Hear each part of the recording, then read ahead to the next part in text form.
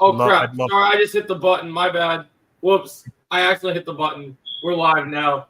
It's all good. But can I read from the beginning? All right, so let me do the intro, and then I'll let you read the whole thing to everyone. Yeah, go do the intro. Guys, sorry we started a little late. We were having a little meeting. Let's just get the hellos in here. All right, Cobra Singer, what's going on? Cobra Kai Singer, what's going on? How's it going, Galaxy? What's going on, Jason Tyson? What's up, Underground? How are you doing? Jake, I'm glad you could come in on your break. Good to see you. Good. Hi, Stranger Things fan. What's up? How's the chat going? Appreciate it. Good to see you, Stranger Things fan. And now, all right, guys, we're going to kick things off right where we left off last week. First thing you're going to do, I'm seeing there's 5 people in the chat. Make sure, are you okay, honey? Bad headache? What happened? What happened now? Hold on, let me see. Let me change this. Okay, it says nonsense. Okay. I'll read it. Give me 1 second, guys. Oh, in just a second, guys, make sure you smash the like button, share the stream with everyone, follow everyone here, and we're gonna read the synopsis. We're gonna start. We have a big show for you guys today.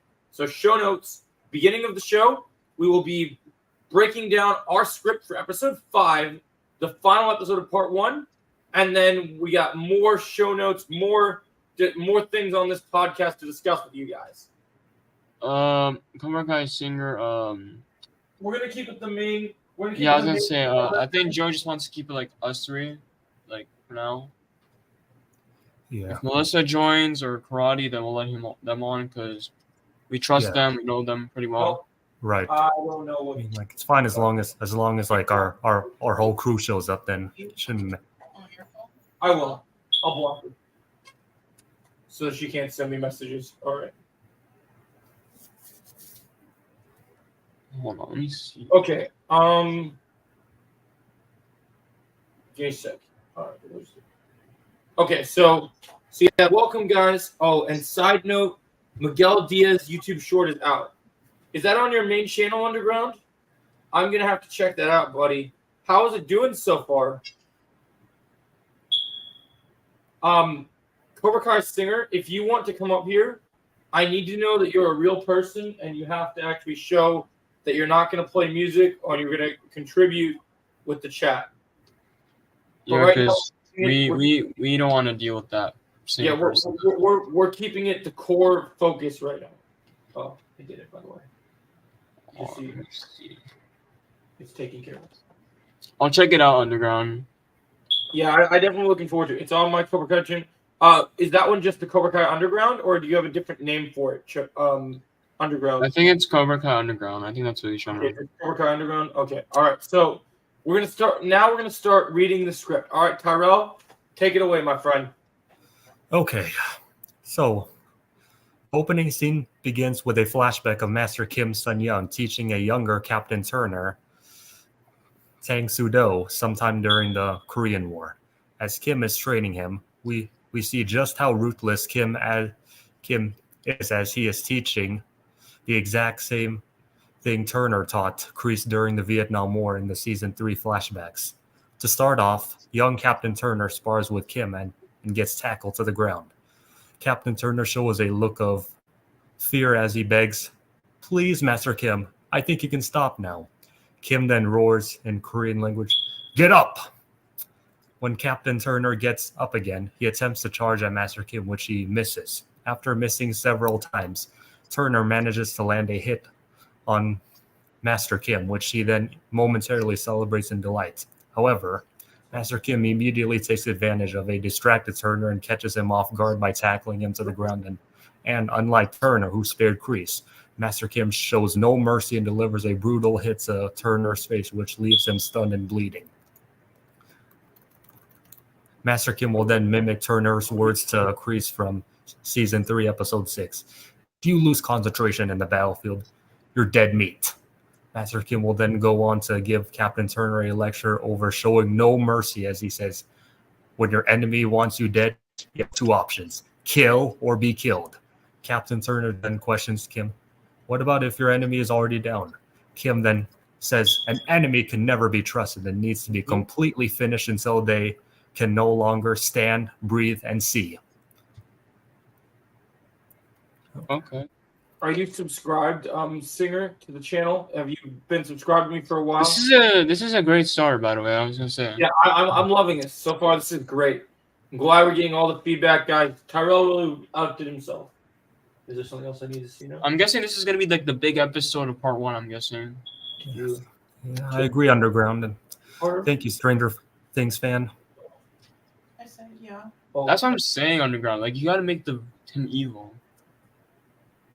this is good. Yeah, he did a great job. Damn, I like how evil Kim Soo-young is. I've been subbed yesterday. Okay, sounds good, Cobra Kai Singer. Awesome. If you want to continue, Yeah, you can continue reading, Tyrell. Okay, now, cutting back to the present day, we literally see the Miyagi Fang students huddled up getting ready to fight as Kim's students start closing in on them.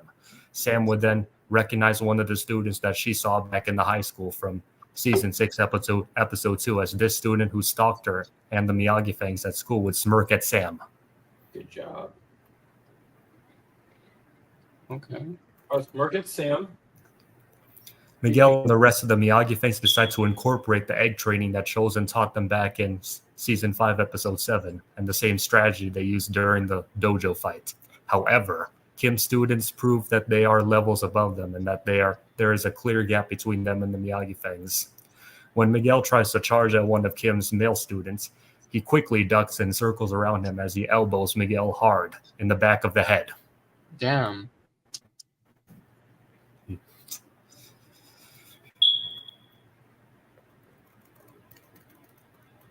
We then see Robbie squaring off with another student from Kim's dojang. Robbie tries to sweep the leg of that student, but easily evades the leg sweep.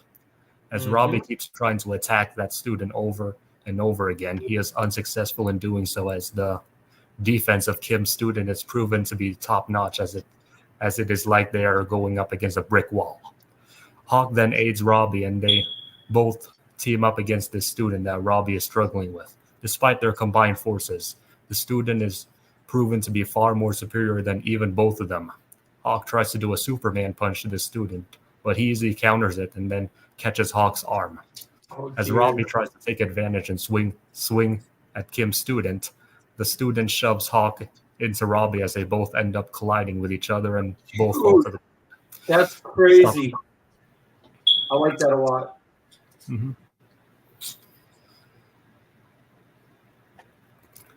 We then cut to Sam, Tori, and Devin, who are contending with this one female student who appears to be played by the actress Reina. The female student with the name of... Do you think she might appear as another episode before even part 2? Okay. It's really possible. Like, yeah, it is possible. It's a good take. So now, I like this. the female student with the name of Zara Malik then grins and whispers to the female trio in Korean, "Bring it." Devin charges at Zara and goes to kick her, but Zara easily catches her leg and drives an elbow into Devin's knee, causing her to scream in pain. Oh. While Devin is temporarily on the ground trying to recover, Sam and Tori both team up against Zara. They try to remember the lesson they learned from Julie about balance and concentration as they square off against Zara. Here. Welcome, Melissa. Hi, Melissa. this is good. I'm so like, I'm actually paying attention to this. Like, I'm so focused on this, bro. Lucas, Kreese is a lame villain. Okay, I know who you are, dude. Get out of here. Cobra is better. If Cobra Kai does not win the tournament, it's going to be my most hated. Yeah, Terry Silver. We know it's you, buddy. You can get out of here, buddy. We know it's you. I dealt with the same guy before. No, Terry Silver or Caleb, whatever your name is. We know it's you, buddy. You don't have to keep saying the same thing. Okay, let's keep going. Keep going. Okay. Keep going. You want to wait for Melissa to come on, and then we can read from the top. Yeah, Melissa, I'm going to send a link to the chat for a split second, but then I got to delete it right after. So make sure you jump on it right now. You gotta join quick, because I know for a fact that guy's gonna join. Oh, don't worry. When he does, I'm gonna out right away. He won't get up here, so. Dude, but this is actually pretty good. I think so far this is like the best rewrite episode of season 6 for me so far. Yeah, told you it's gonna get better. And it's crazy. There's Melissa. All right. Hello, Hey, Melissa. Melissa. Oh, Well, crap, we Where is lost she? her. Let me add it. I think I hit the button on hey, accident. Melissa. How are you doing? I hit the Good. button on That's a good one. accident. All right, where's This is button? Okay. good, man. I'm loving this episode. Mhm. Yeah, you're 100% right. This buffoon needs to go away. All right. So do we go back to the beginning so that Well, Yeah, Melissa- read it Yeah, for let's Melissa do that. real quick. Yeah. Oh, agreed. So she can see I'm gonna what tell you, was- Melissa, the whole opening is the best part for me so far. Yeah. Yeah, really good. So you guys ready?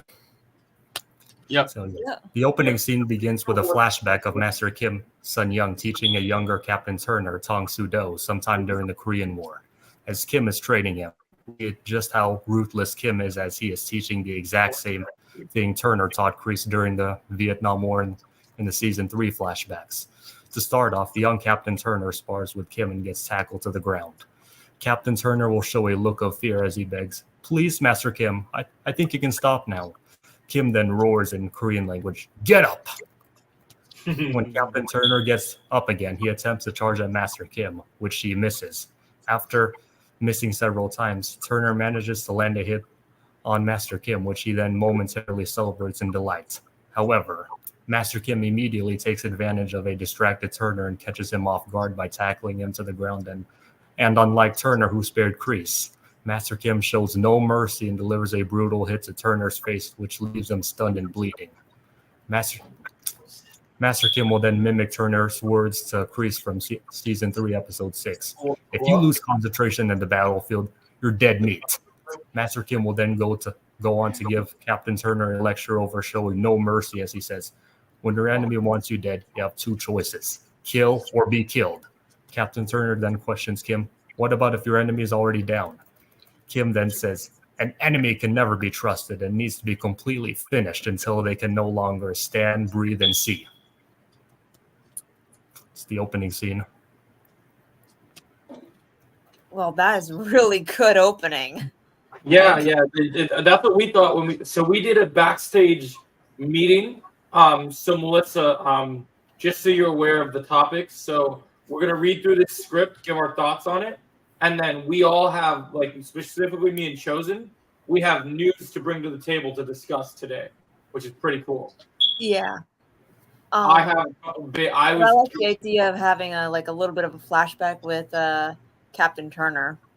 yeah, I think it's great Oh, okay, get out of here, Caleb. Get out of here. moving him. Don't- Don't Get out of here. Nobody wants you here, Caleb. Also, why are you going after Melissa? She didn't even do anything. I know. He's a hater. You just don't even listen to him. He's just a hater. Okay. Mind if Uh, I you go can, on? you Yeah, can continue. keep reading so Melissa can get to where we're caught up with. So, cutting back to the present day, we literally see the Miyagi Fang students huddled up getting ready to fight as Kim's students start closing in on them. Sam would then recognize one of the students that she saw back in the high school from season 6, episode 2, as this student who stalked her, and the Miyagi Fangs at school would smirk at Sam. Miguel and the rest of the Miyagi Fangs decide to incorporate the egg training that Chosen taught them back in season 5, episode 7, and the same strategy that they used during the dojo fight. However, Kim's students prove that they are levels above them and that there is a clear gap between them and the Miyagi Fangs. When Miguel tries to charge at one of Kim's male students, he quickly ducks and circles around him as he elbows Miguel hard in the back of the head. To see Miguel actually getting taken out by someone like that would be crazy. We then see Robbie squaring off with another student from Kim's dojang. Robbie tries to sweep the leg of that student, but easily evades the leg sweep. As Robbie keeps trying to attack that student over and over again, he is unsuccessful in doing so, as the defense of Kim's student is proven to be top-notch, as it is like they are going up against a brick wall. Hawk then aids Robbie, and they both team up against this student that Robbie is struggling with. Despite their combined forces, the student is proven to be far more superior than even both of them. Hawk tries to do a Superman punch to this student, but he easily counters it and then catches Hawk's arm. As Robbie tries to take advantage and swings at Kim's male student, the student shoves Hawk into Robbie, and end up colliding with each other and both fall to the ground. We then cut to Sam, Tori, and Devin, who are contending with this one female student who appears to be played by the actress Reina. This female student with the name of Zara Malik then grins and whispers to the female trio in Korean, "Bring it." Devin charges at Zara and goes to kick her, but Zara easily catches her leg and drives an elbow into Devin's knee, causing her to scream in pain.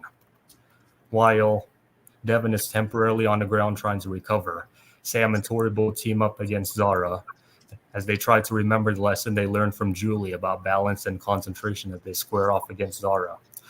Zara mercilessly charges at Tori, which she barely blocks at the last second, using Miyagi-Do teachings to fend off her attacks. However, Tori's defense is not quite where it needs to be, as Zara eventually penetrates through and headbutts Tori in the face so hard to the point where we see blood running down Tori's nose as she holds her face in pain. Gosh. Zara sadistically grates and tells them in some Korean accent, "Is that all you got?"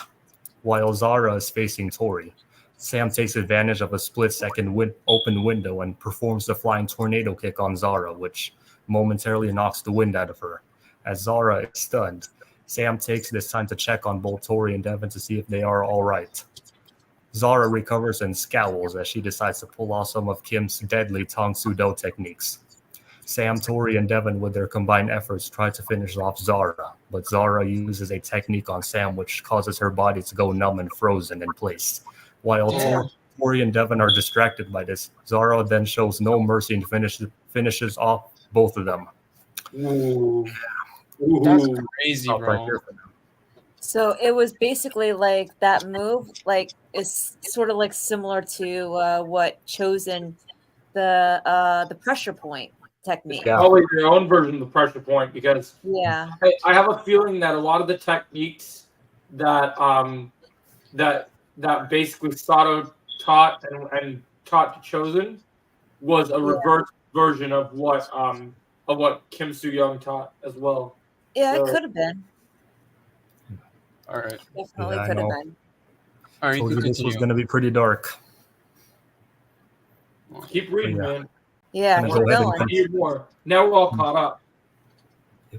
Now if I go on. So inside of the circle, we now see Miguel, Sam, Tori, Robbie, Hawk, Dimitri, Sean, and Kenny being the ones left standing, as about 20 to 30 unnamed Miyagi Fang students are down. Miguel and the top fighters are totally drained and are feeling hopeless as Kim's students begin to close in and finish off Miyagi Fang. We then cut to the scene at the country club where all the senseis, including Amanda, Carmen, and Daniel's relatives, are drunk as hell. While Johnny and Mike are having shots of whiskey, we then have an interaction between Daniel, Chosen, and Julie. Daniel starts off by filling Julie in with the time he had with Mr. Miyagi and how he was like a father figure to him. Julie also say the same about Mr. Miyagi and how he really helped her with finding balance in her life. Daniel then goes on to tell Julie that since Mr. Miyagi treated both of us like a real son and daughter, we are basically karate siblings. Julie smiles as she and Daniel fist bump each other. Chosen then joins in on the conversation and in a drunken talk tells Julie, Julie's son, did Daniel's son tell you about that time he broke 6 slabs and a single chop? Julie chuckles and says, no way, really? Daniel would then nod at Julie and tell her how he kind of surprised himself how much potential he had. Julie would then say Mr. Miyagi was a damn good teacher to both of us and taught us everything he knew, as she puts her hand on Daniel's shoulder. Chosen would then sober up slightly and tell Julie, your sensei was definitely a man of honor, but he did not teach you both everything. Julie looks at Daniel. Chosen smiles and promises to introduce and mentor Julie on the roots of Miyagi-Do. And Julie responds by fist bumping Chosen as she tells him, cannot wait. What do you think of this here? That's good, actually. Yeah, that's really good. I pictured Daniel and Julie having a moment like that. Yeah. You know, I can mean, actually picture it, honestly. You're gonna like that, Melissa. when maybe I not share exactly it. like that. Maybe not exactly like that, but I definitely see them having a Miyagi moment together where they kind of like look at each other like as if they're like they're karate brother and sister. You're gonna like my scoop I Mentioning have like for you. they always saw Mr. Miyagi as their father. Absolutely. Okay, let's All right, you want to continue? Yeah. All right. Okay. The scene cuts back to the outskirts of the valley where the Miyagi Fang students, including Miguel, Robbie, Sam, Tori, Hawk, Dimitri, Kenny, Sean, and Devin, are outmatched by Kim's students. Sean, feeling enraged, tackles one of Kim's male students to the ground with brute force, punches him in the face a few times. However, the male student uses one of the principles of the Quicksilver method and jabs Sean in the throat, causing him to gasp for air, which allows the male student to give Sean a shot to the eye, temporarily blinding him in the process. Oh no. Kenny gets involved and tries to help his big brother against this student by attempting to use the silver bullet on the student. However, the silver bullet is deemed useless as Kim's villain easily blocks it and knocks Kenny to the ground with a kick. Ooh. Bro, this is actually crazy. That's deadly. The Miyagi Fangs realize that they cannot defeat Kim's group of her students, so they decide to divert them and try to escape. As the Miyagi Fangs escape into the woods with the hope of getting away, Kim's students, who are proven to not only be extremely skilled, but also highly trained killers, use their survival tactics to hunt down each Miyagi Fang student one by one.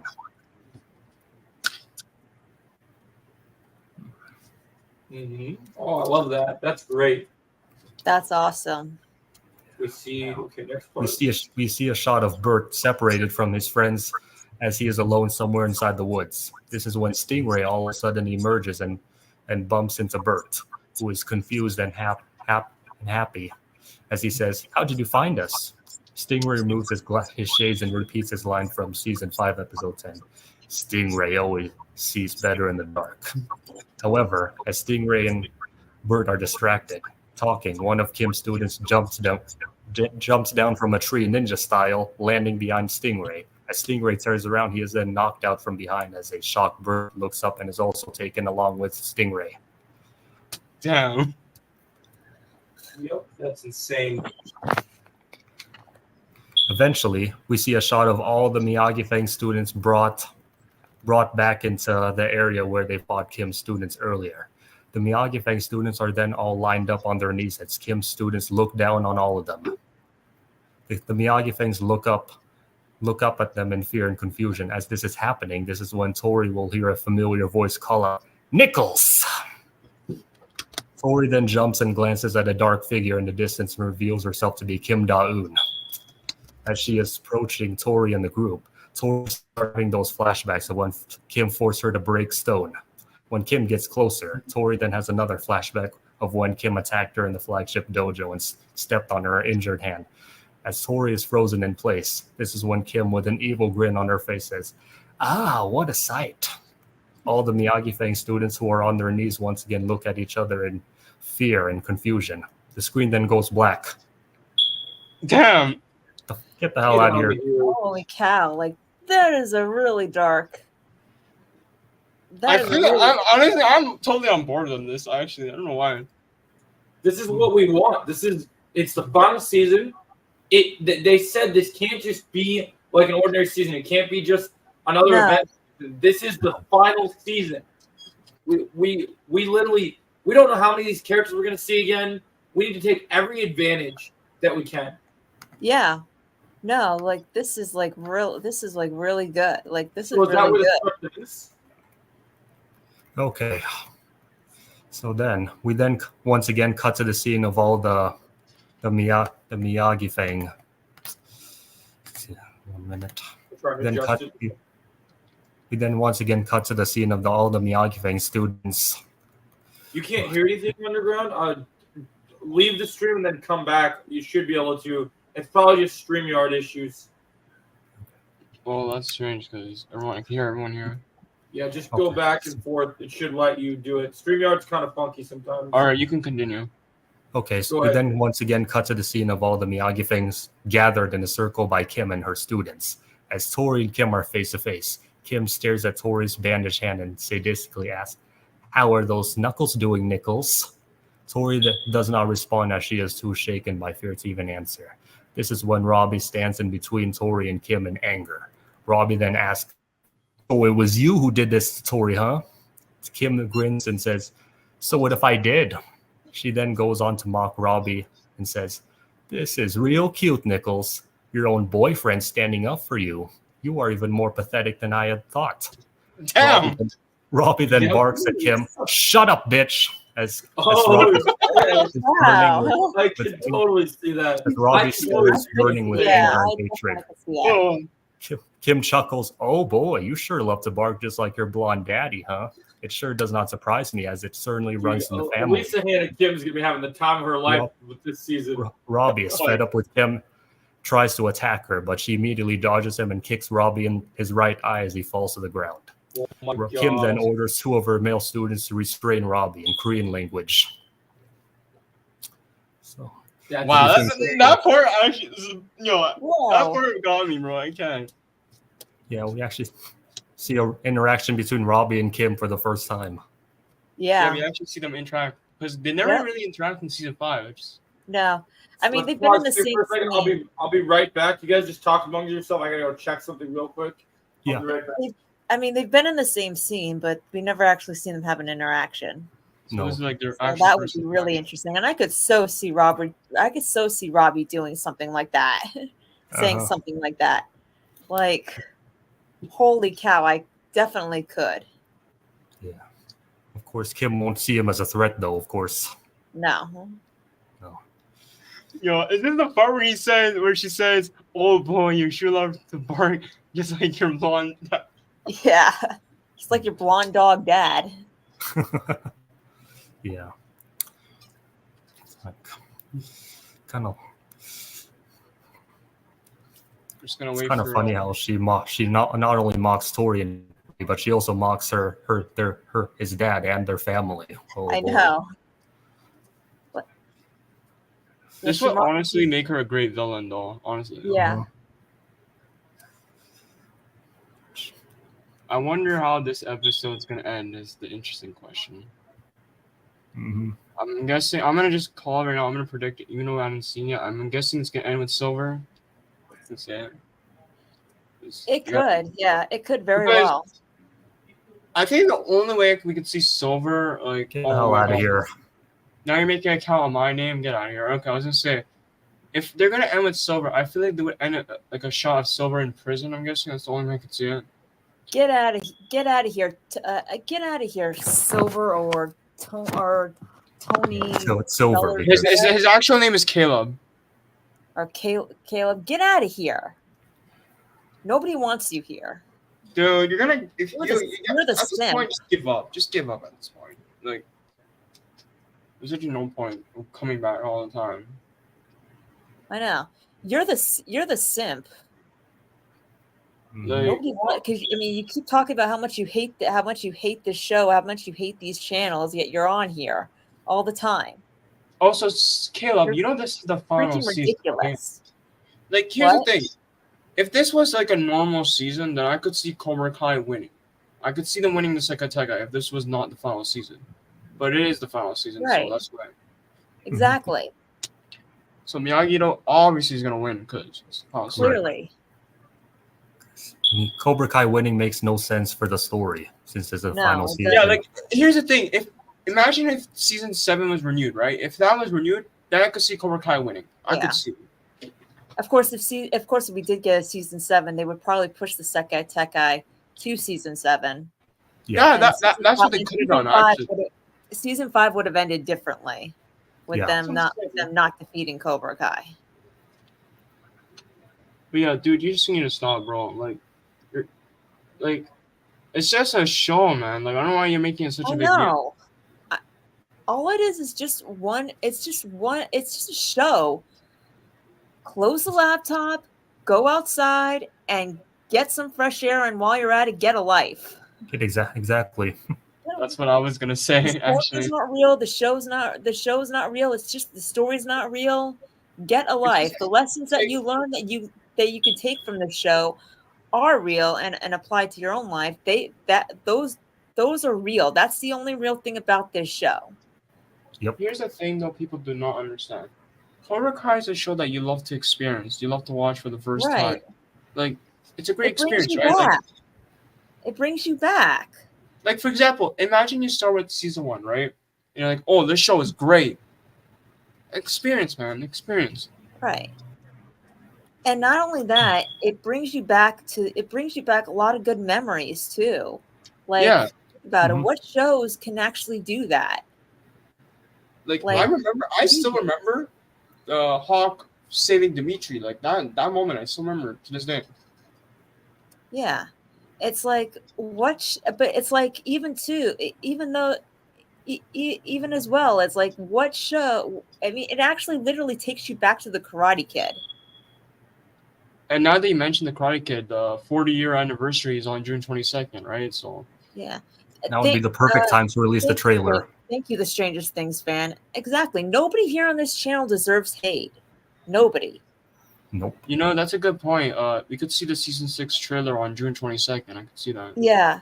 I'm thinking though it'll probably be on the 20th, or when did Karate Kid come out? The 22nd. Yeah, the 22nd. Yeah, because it makes sense, right? Like, that's when, I mean, they of course could do like in line with the with the Karate Kid 2 or Karate Kid 3, but why not do it on the movie that started it all? Yeah. That started all of this. Because I think about it, if we didn't have Karate Kid, we wouldn't have a Cobra Kai. No. you know what they could do actually? That's Like what people before, need to like remember. before that day, right? Before June 22nd, like June 21st, I could see the Cobra Kai series page. I could see them post like a clip of the Karate Kid, like maybe like a clip from the Karate Kid movie, and then say like after that clip, like maybe Daniel Crane kicks Johnny, that clip, right? They post that clip, and then they say trailer tomorrow for season 6. I could see them do that, They like something could. like that. Yeah. They could do that, but I think they'll probably just do the trailer. I think they'll You know, probably I actually want to do the whole. You remember last year when they did the whole tomorrow? I want them to do that again. That's actually pretty funny. I don't know. All right. Yeah. Yeah, I honestly, think they'll probably do what they did with this. I think they'll probably do with the teaser trailer. They'll just drop it. You know, Yeah. like I was literally saying, just do the. I'm back. Sorry, I had to handle some public business. Wait, Joe, didn't they remember that what's on Netflix account? Didn't they post something about Cobra Kai before that teaser came out? You want to know what happened to Xander Stone? He retired. He's old news. And you know what else happened? When Johnny told Miguel kick that pansy bitch in the face, he listened. Yeah. That's what happened. Okay, All so right. can we So resume? Sorry, I had so to we finish- left off with Kim ordering her male students to restrain Robbie, after he tried to attack her for getting provoked by what she told him. Now we then cut to the scene of Daniel, Johnny, Chosen, Mike, Julie, and all of the other adults laughing and having a good time. Amanda decides to call Sam and ask how things are going at the beach. As she calls Sam's phone, this is when Sam's phone vibrates and one of Kim's students pulls her phone from her pocket and answers it. Amanda speaks into the phone and says, "Sweetie, how are things going?" Sam would then realize that it was her mom calling, and she would then yell, "Mom!" right before Kim's student kicks Sam to the ground and hangs up. We then see Amanda panicking as she tries calling again, but no answer. She then decides to use the Find My iPhone feature to track Sam's location as she runs to the senseis who are drunk. She then informs them in a panic that the kids are in danger.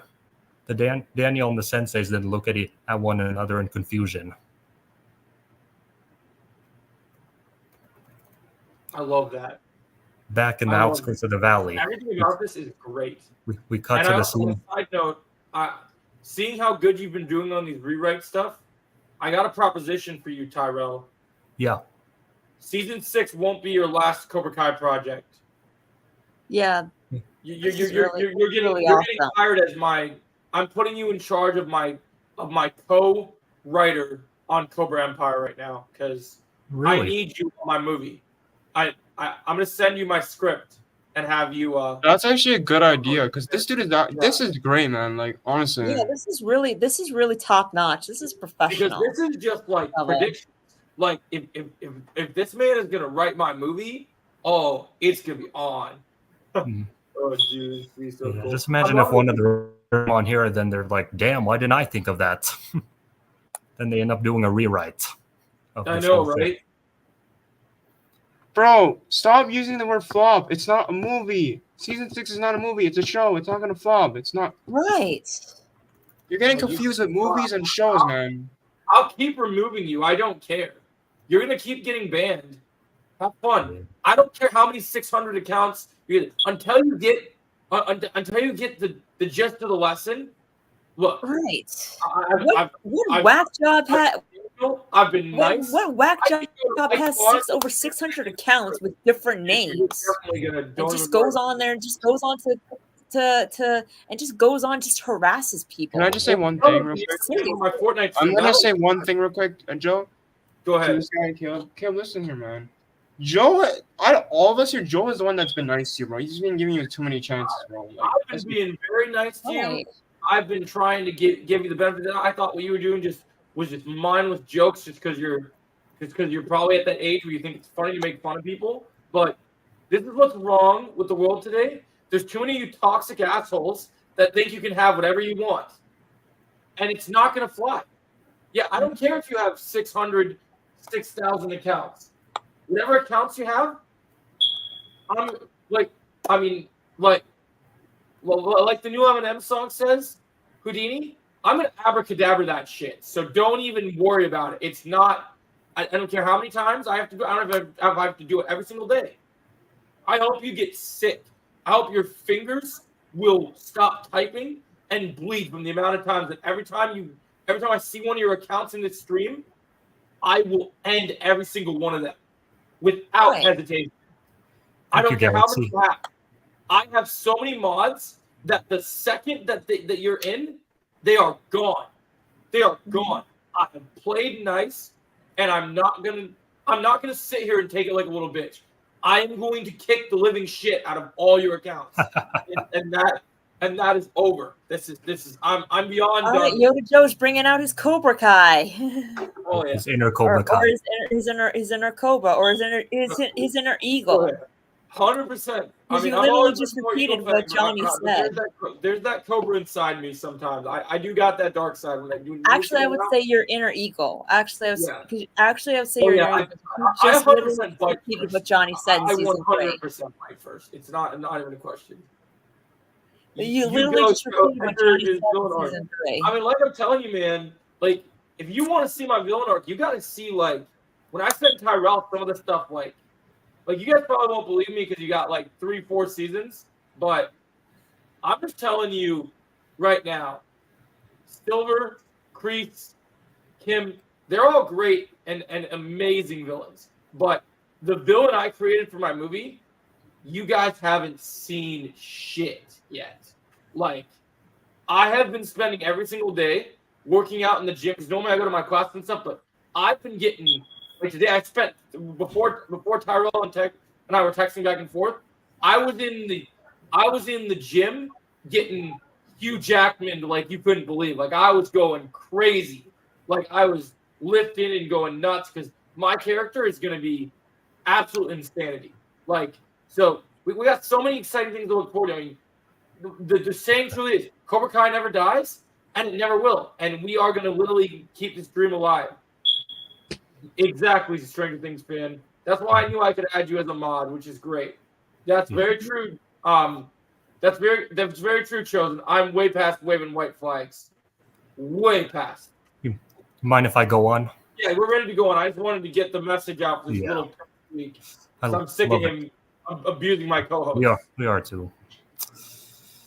Okay, so back in the outskirts of the valley, we cut to the scene of the Miyagi Fangs as two of Kim's male students are holding Robbie in place. Kim approaches Tori and orders her to her feet. As Kim brings Tori to where her students are holding Robbie, she says, "Now, Nichols, you are going to show me that you've learned something from our lesson at the dojo." Tori then has the flashbacks of her punching Stone as she then looks at Kim very shocked.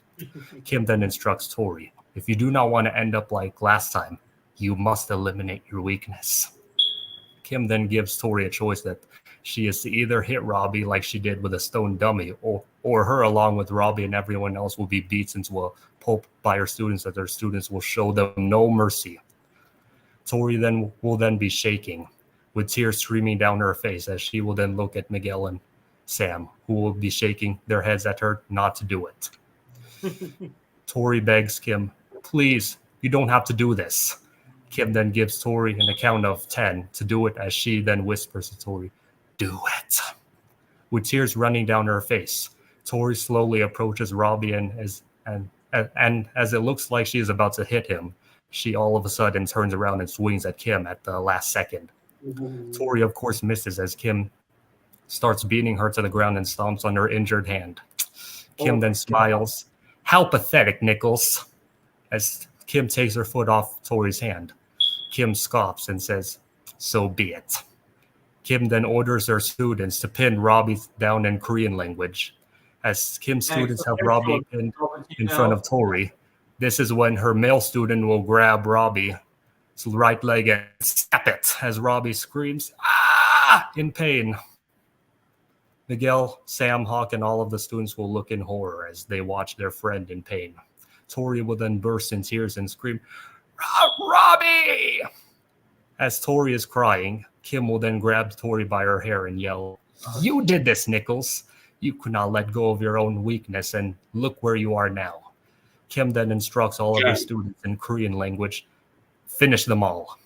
Both Tori and Robbie then look in sorrow and horror as all of their friends are getting beaten by Kim's students. This is so good.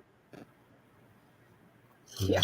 It's just, are you all great. absorbed? The part of Robbie, the snap, ooh. I could actually see that happening. Like I could actually feel it. I was like, oh my God.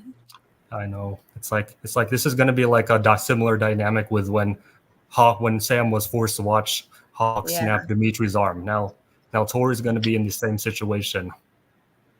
Kim really does not take any prisoners. She just goes for it right away. Yep.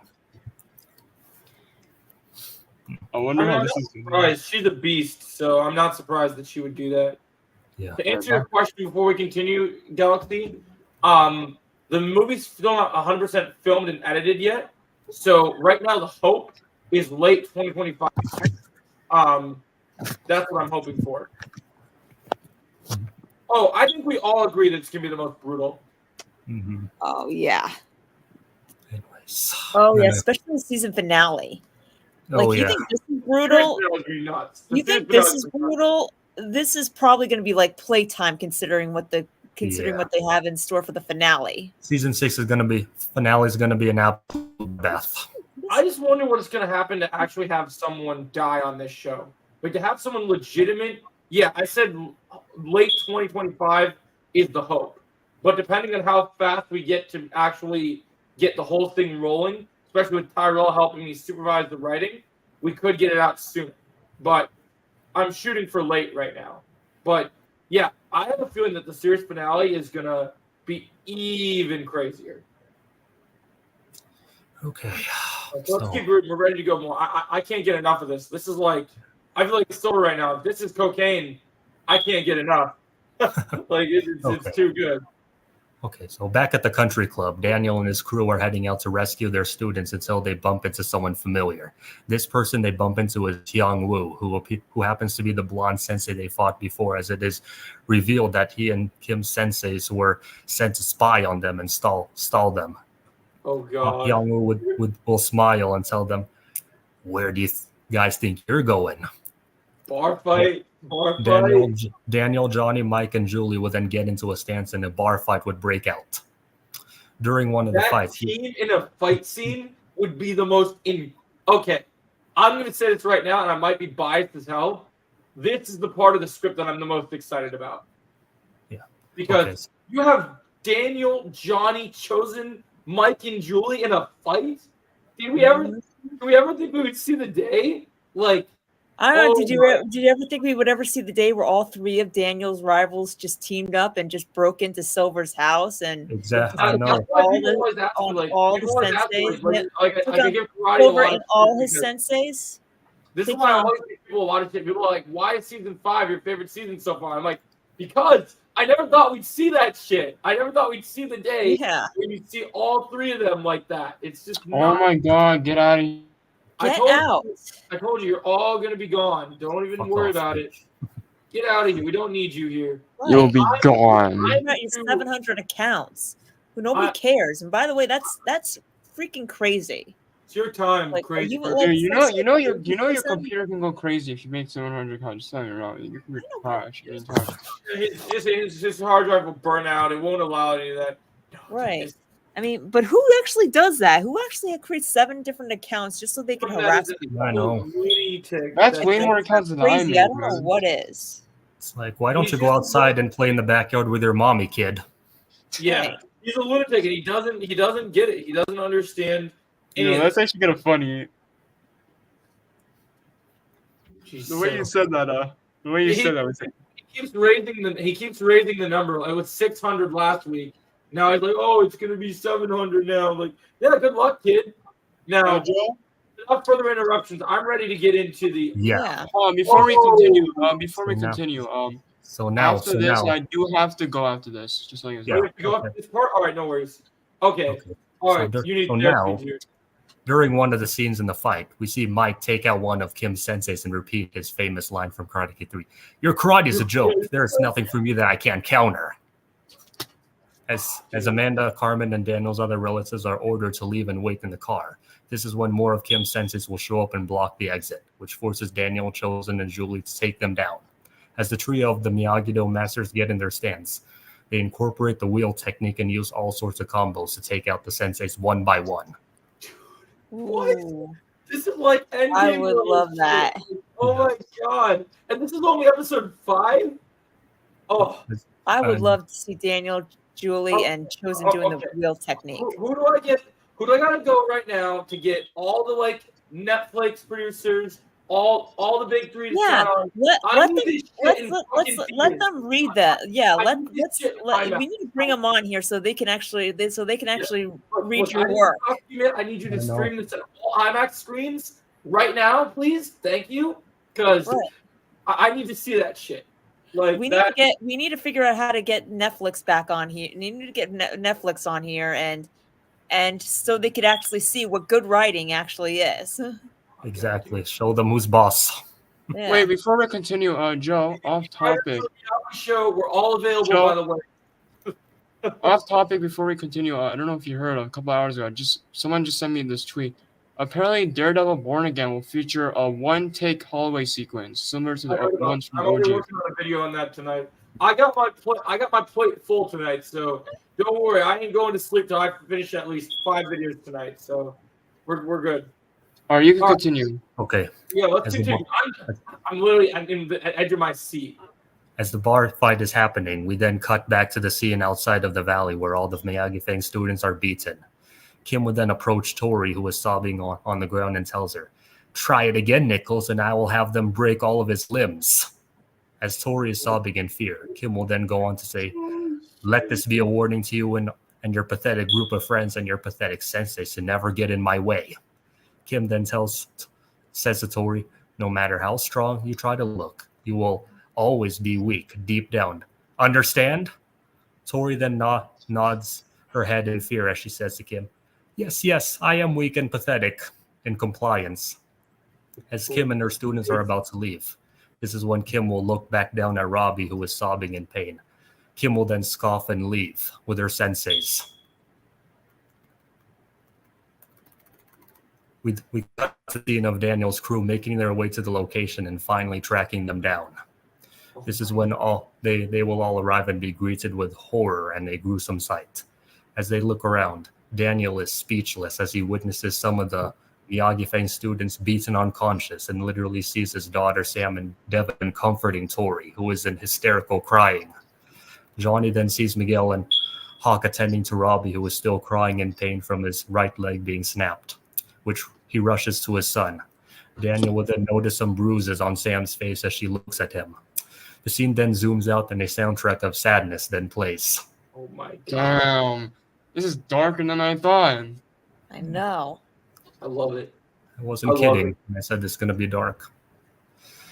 But anyways, the next morning, the soundtrack of sadness will continue playing as we then see a shot of Daniel, Sam, Tori, Amanda, Johnny, Carmen, Shannon, and Miguel at the hospital looking through the glass at Robbie, who was getting his leg fixed by some doctors. As this is happening, Shannon will be crying into Robbie's arms as Tori will also be crying into Amanda's arms. Oh my gosh. We then cut to the scene at the Miyagi-Do dojo where all the senseis and students have their meeting about the nightmarish night that happened to them.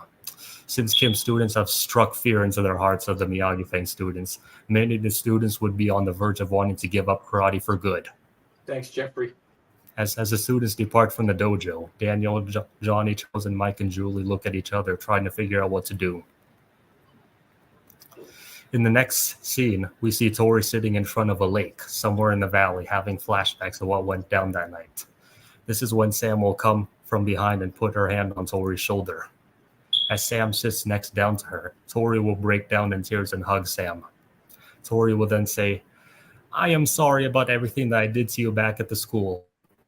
Sam would then pause for a few seconds and tell her, "Yeah, I remember what it's like to have PTSD and have that feeling of not being able to move or do anything, especially when someone important to me gets hurt."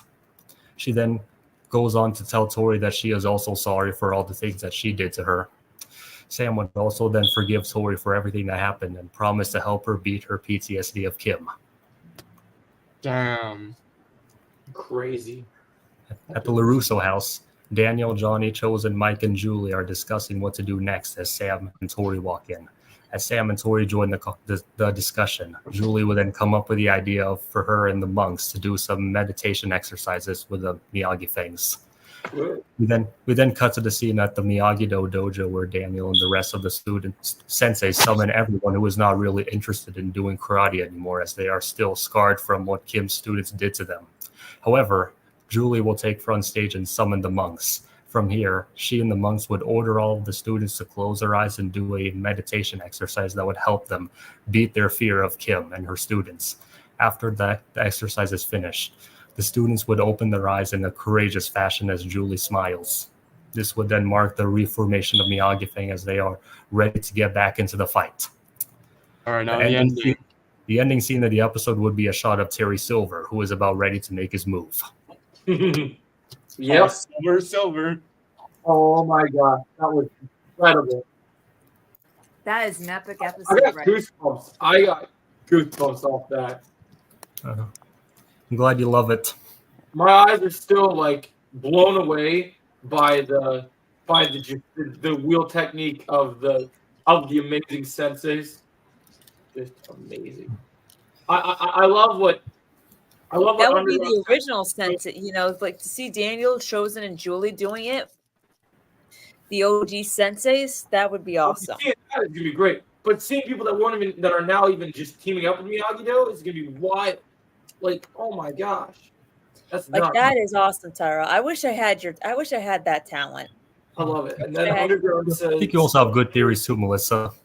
oh yeah, definitely, Melissa. And then Underground says Daniel, Johnny, Chosen, Mike, and Julie kind of remind me of the Mighty Morphin Power Rangers. Honestly, you're not wrong, Underground. They did do a collab with them where they sold toys. I actually have a Sam figure that is actually a pink Power Ranger of Sam, which is pretty cool. Yeah, pink is even Mary's commented like that. Pink is kind of like Sam's character color. Yep. Thank you, Underground. The script. Glad you Joe, enjoyed it. You gonna head out, Chosen? I have to go, but this was great, by the way. I love this. This was great. Thank So you. we just got. We started the stream by talking about the synopsis a little bit that came out, Melissa. Oh yeah, I heard about that. All right, you guys. That was going to be a plot point. I kind of figured that was going to be a plot point, and how they worded it was really see you guys later. See you, Chosen. Go ahead, Chosen. Oh, yeah, whatever. I kind of agree that that was going to be like a kind of a plot point, like, and how they worded it was really how it got me really intrigued. Yep. Yeah, I like how they said if and how, like if they're going to compete in the Sekai Tekai, and Oh, you know they love like to tease how us. and how are they going to be? Yeah, we all know they're going to. But then they have how are they going to like be able to train their students to be able to compete in that tournament. It kind of also brings the fact what we've also been saying, that the tournament rules are going to be different. That it's going to be way different than the All Valley. The All Valley is a whole new ball. This tournament's going to be an all new ballpark. And I have confirmation of just how it's going to be an all new ballpark. I got crazy confirmation via an article that's a pretty big deal. Oh, really? So I read the article. You guys remember when those pictures came out of William Zabka and Martin Cove training at that MMA gym? Yep. Yeah. I saw an article on Twitter yesterday that literally showed, and it covered that the actual people Thank you, Stranger Things fan. that trained Martin and Billy are going to be, or William, that they're going to be in the 6th season as like actual fighters. Oh, wow. So maybe they do have a Sensei's division. Oh, it's all but confirmed at this stage. All right, so I have to go. Yeah, no problem, Stranger Things fan. We'll see you next week. Thanks for being here. So it's all about confirmed now. And I mean, Tyrell, like your story, your writing was like super amazing. Honestly, we need to get Netflix's top executive into this stream, and so he can view how to write a very well written series. Yeah, exactly. Imagine if Hayden Schlossberg or one of the co-creators came into the stream and they saw this. I'm like, they'd be like, holy shit. I think they would even be amazed. They'd probably even hire me to be a writer. Well, the good thing is you're going to have your first really big gig, because I have a surprise for next week's stream that is going to be pretty fun. So I think we're going to take a break next week from writing the episodes, because you just kind of that's what I was about to say. Yeah. We want to see the first 5 together. So next week, you and I get to lead the floor and show Melissa and Chosen what I've been cooking for my movie. So I'm going to be messaging you about the script I have, and we're going to compare notes and tell if you want me to add certain things, different things. So I've been working on my script for probably since the writer strike started. So I have some things I want to tweak here and there, but I would love to see you work on it, because it's going to be really big. Mm-hmm. As a matter of fact, if and when we do write episode 6 and 7, I'd be interested to see like how you would do, Melissa, with the script. Yeah. And so then we also got confirmation. Yeah, I don't know. Oh, go. I wouldn't be as good as you. Yeah, it's not about being as good as someone. It's about adding your own spin on it and just having that passion. Yeah. That's what I say. Like when people ask you, like, how did you get started on YouTube? It's like I came up with an idea. Half the stuff I make, I don't even script. It's all up here. It just kind of happens. Like some of the stuff you just kind of go for it, and you're just like, okay, yeah, this is what I'm feeling right now, and you just kind of come up with an idea, and that's kind of how it starts out. We are all creative individuals. We all have different gifts, different skill sets. It's just how we apply ourselves to those skills. But yeah, back to what you were back to the symphonies that they released. I honestly think that they need to find that episode 5 is the episode they need to find out that Cobra Kai is not gone. That they're gonna be in the Sekai Tekai.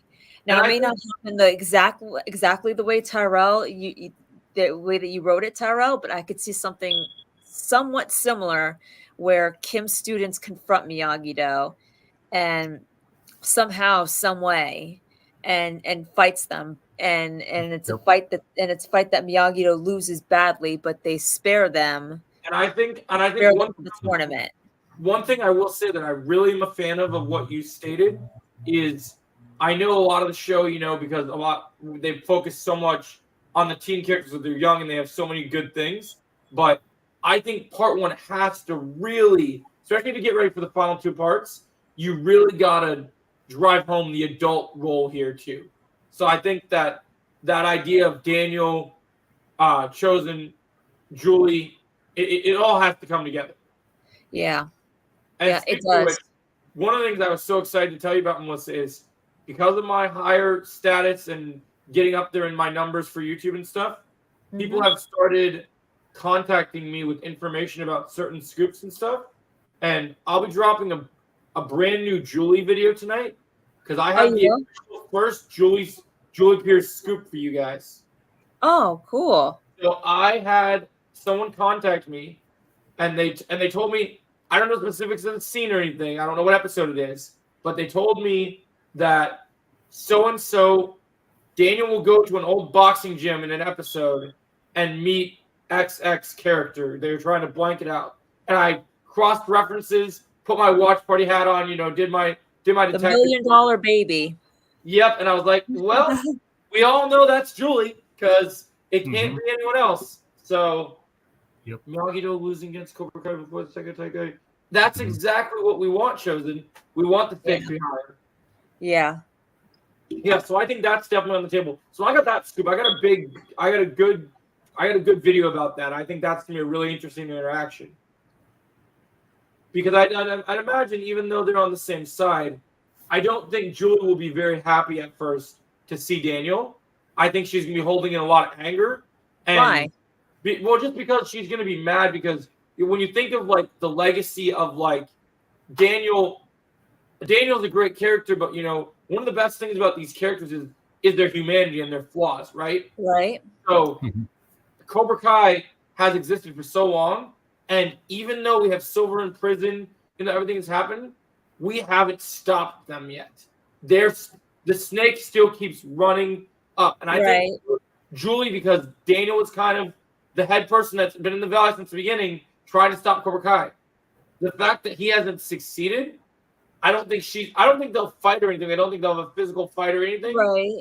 I think she'll be like hitting the punching bag and be mad at Daniel. Like, oh, why didn't you finally stop it? Why did you focus so heavily on Silver? Well, but I don't think she would be mad at Daniel because one, she doesn't know Cobra Kai. Cobra Kai wasn't in her movie. Mad at Daniel. I feel like they have a legacy to uphold, and I think Julie has a different vision for what Mr. Miyagi wants. But I don't feel like she would be. I don't feel like she would be mad at Daniel. Like I think she would be happy to see Daniel. Mad. I wouldn't say like mad. I just feel like she would be there, and Daniel's coming to her for help. But she's going to be, and this is probably why it's going to be set up for her showdown with Kim later. I think that she really is going to be already all in, coming for blood, like just full out. She's going to be really just ready because Cobra Kai has been a thorn in everyone's side for so long, and maybe she's gonna have a personal. I'm trying to think, what is it that brings her to the table that we need Julie, right? Is it okay? We need a female sensei for the second Taikai. Is it there's something that happens that raises the stakes enough that Julie is needed? Like, what do you think it is that brings her to the table? Yeah. She needs a reason to show up. She needs a reason. I mean, it's possible that maybe just through her connection and Mr. Miyagi. In her connection to Daniel through Mr. Miyagi, that could wind up doing it. But like, I'm all in for her going all in, but I just don't think she needs to be angry at Daniel to do that. Like, angry was the wrong word. I don't know. Like, I wouldn't say like angry, but like, so for someone who's determined. So like, maybe determined to help Daniel. Yeah, determined to help Daniel. And maybe here's how I could see it. Like maybe she could be training or something. Well, yeah, and Daniel, wait, hold on. And then Daniel comes in, and like that could be the end of episode 1. Like that could be the episode. Yeah, that could be the end. And then episode 2 has and kind of like skip the whole montage where Daniel just explains everything that's been going on and Mr. Miyagi's, we get into Mr. Miyagi's legacy and all of that and things like that. And that's when, like, maybe by the end of episode 2, Julie agrees to, she's like, okay, I wasn't sure about this before, but now I'm all in. I want to help you guys. Yeah, I can want, totally see that. I think owe that it to makes Mr. sense. Miyagi. Yeah, I Yeah. was kind of going like, I didn't mean to like be mad at Daniel. I was kind of going with just more of like from a training standpoint and determined we all have a mission, we all have a thing, and I think she just is kind of going to come at it headstrong, and so she might be in the middle of a training, and so she wouldn't necessarily be mad at Daniel, but if you're hard at training and you're working towards a goal and you're doing something, you might be a little annoyed's the word, not mad. She might be a little annoyed that she's being pulled from what she's doing. I wouldn't even say annoyed, because once she sees Daniel, like she's gonna be like, she'll probably dismiss the class herself. Yeah, but we also don't even know. We also don't even know how she knows Daniel yet. Like we still have to find out how that connection. Because is Mr. Miyagi, Right. Miyagi, remember, and actually Daniel did kind of allude to Julie's that he might have met Julie, because remember in season 2 he said to Sam and Robbie when he was trying to teach them the wheel technique on the ground at first, he said it's been a long time since this dojo has had more than one student. He's referencing That's Julie. right. Yeah, that's right. I forgot. See, I'm getting ready to rewatch all the seasons right now because I'm doing I'm going through the movies right now, and then I'm gonna be doing the seasons next. Oh yeah, Joe. Did I mention I did include a scene of Julie returning in episode 1? Yeah, I remember it. I'm sticking with the watch party theory, and even if they don't market it, I 100% believe that Julie's going to be in episode 1. Yeah, I 100% do too. And I've learned to never really doubt Watch Party. I don't doubt him ever. I think everything he said is 100% accurate. I mean, everything from Silver appearing in. You're going back to your script? Okay. Yeah. Yeah. I did include that somewhere in episode 1. Yeah, you did. Yep. You did. Mm-hmm. So I'll just go through it But real quick. I think that she'll honestly, I think if she's training her students, I think she'll dismiss the class herself when Daniel walks in. When Daniel may smile with pride as, like when he sees that Julie is continuing to teach her students the ways of Miyagi-Do. Yep. As well, just as much as he is. Yeah. Yep, I agree. I think that's true. So I don't think she'll be annoyed. I don't think she'll be annoyed in the slightest to see him. I agree. I don't think so either. So our final 2 topics are, we have 2 more topics to do. I want to get to. Which episode would conclude Julie's arc in finale? It will be the finale because everyone's going to be in the series finale. She's going to be there till the end. That's why I think it's so natural that she's going to be concluded. What were you going to say, Tyrell? So do you mind 1 or 2 minutes if I read over the return of Julie real quick? Yeah, go ahead. See what you think. Go ahead and read it. So sometime around late afternoon, Daniel, Johnny, and Chosen are walking around the valley talking about the Saikai Taikai. They then witness from afar some punks picking on an innocent girl that yells at them, "Please leave me alone." As the teenage punks start to get their hands on her, Daniel, Johnny, and Chosen are about to put a stop to this until a woman leaps out of nowhere and saves the girl. It is revealed to be Julie Pierce, and she is fighting off the teenage punks. Both Daniel and Johnny are like, holy shit, as they recognize Julie using Miyagi-Do moves that Mr. Miyagi taught Daniel. After Julie takes all of them down in a matter of seconds, she goes to check on the girl and sees if she's all right. The girl then thanks her and they part ways. Daniel, Johnny, and Chosen decide to follow her out of curiosity. And the trio then follows Julie all the way to Mr. Miyagi's grave, where she is there to thank and send her respects to the one person who had an impact on her life. Daniel calls out to Julie, and with her just having that fight with those teenage punks earlier, she gets in her fighting stance as she turns to face Daniel, Johnny, and Chosen. Daniel tells her, whoa, sorry, we are not here to cause trouble. He then introduces himself to her and also introduces her to Johnny and Chosen. Daniel then asks, what is your name and what are you doing at Mr. Miyagi's grave? She would then respond, I am Julie Pierce, student of Mr. Miyagi. Julie Yep. will then go on to say how she took a vacation to the valley as she wanted to visit Mr. Miyagi's grave, as she has been thinking about him and all the valuable lessons he has taught her. Daniel then tells her about his dojo and their plan on entering the Saikai Taikai and recruits her to be their female sensei in Miyagi thing. Julie hesitates for a second, but agrees since she wants to honor Mr. Miyagi's lessons. Daniel, Johnny Chosen, and Julie then all bow down to Mr. Miyagi's gravestone, sending their respect to him.